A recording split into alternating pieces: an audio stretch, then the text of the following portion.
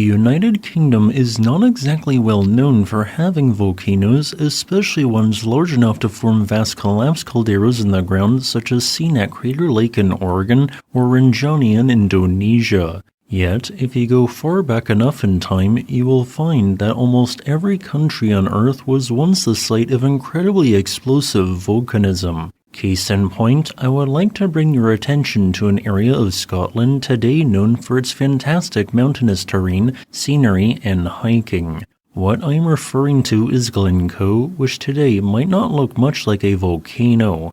Yet, the evidence of its cataclysmic past is hiding in plain sight. For example, here is a view of two mountains in the northwest of the complex. On the left mountain, every single rock unit you see is volcanic in origin. These include andesites which are typically erupted at grade-topped stratovolcanoes and rhyolites found at some of the planet's most explosive volcanoes. While you might think that each of these rock units were in place across thousands or tens of thousands of years across multiple eruptions, what if I were to tell you that some of these rock units, including the lower Etive rhyolite which is up to 100 meters or 330 feet thick, each were formed in a single massive volcanic eruption? In fact, there are distinct rock units associated with 7 incredibly voluminous explosive eruptions of unimaginable size found within the Glen Coe complex, with certain individual layers of thick ash and ignimbrite as much as 200 meters or 660 feet thick forming in as little as 4 days' time. If you had only been in this very spot a mere 420 million years ago, it would not have looked so peaceful, having instead looked like this barren destroyed landscape with smoldering ash covering everything in massive drifts. And it would have looked like this for many kilometers in all directions. So, how exactly do we know all of this? One point of suspicion revolves around a rock unit known as the Leven Schist. To the west of Dalnas, Scotland, this 730 million-year-old rock unit comprises the tallest peak of many of the region's mountains, which goes on for a fair distance.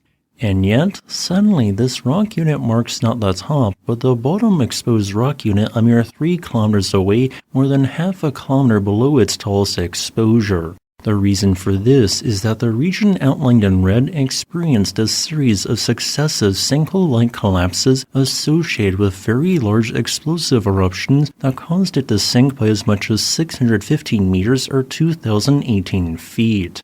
This sinking occurred due to a massive withdrawal of magma through large volume explosive eruptions that drained the volcano's underlying magma chamber, causing it to collapse downwards to fill the magma chamber's empty space.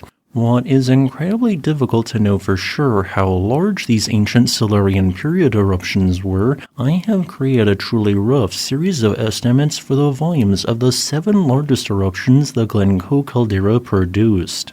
These eruptions likely occurred across a time span of 2.5 million years between 422 and 419.5 million years ago. These major eruptions produced widespread pyroclastic flows, resulting in the deposition of a welded rock type known as ignimbrite. After initial highly explosive but not plenty of eruptive activity happened 422 million years ago, 3 closely spaced major rhyolite explosive eruptions followed, emplacing what are known as the Etive rhyolites. The effusion of andesitic lava followed these eruptions, emplacing an extensive unit of material. 2 caldera-forming eruptions followed via what are known as the Three Sisters ignimbrites. More andesite lava effusion occurred, some of which involved distinct eruptions emplacing multiple cubic kilometers of viscous lava. The last 2 caldera-forming eruptions followed via what are known as the Dalnas ignimbrites. Hundreds of millions of years of erosion followed, exposing some previously buried igneous rocks on the surface while preferentially eroding away any regional sedimentary rock. During the Pleistocene Ice Age, glaciers repeatedly carved away at the rock units of Glen Coe, exposing its numerous volcanic layers to the world and separating previously connected swaths of rock with valleys. Today, what remains is a fascinating example of large volume explosive volcanic eruptions during a different time in the planet's geologic history. As a final note, I would like to thank my new YouTube channel member Blue Destructor for supporting my work.